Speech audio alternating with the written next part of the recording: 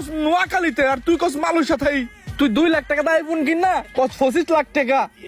তোরে কইছি 2 কোটি টাকা জায়গা রাখছ গরিবুর, তুই চালাস রিস্কা। তোরে কইছি 2 কোটি টাকা জায়গা রাখছ বেটা কোন সাহ মারতে গিয়া তুই রিস্কা চালাস। আমরা যে নোয়াখালী ফেরি করি বেটা দেখ কেন করে চিনে লাইছে।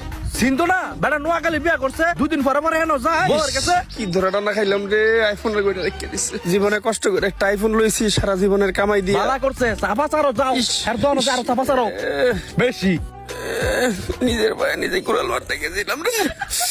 ইস রে এ সাবাবাদ নোয়াখালী ফেরি কইরা কই মালয়েশিয়া থাই। ফার্স্ট ইয়ার চা খাইছে 1 লাখ টাকা দেয়া, অনেক মজা লাগছে না।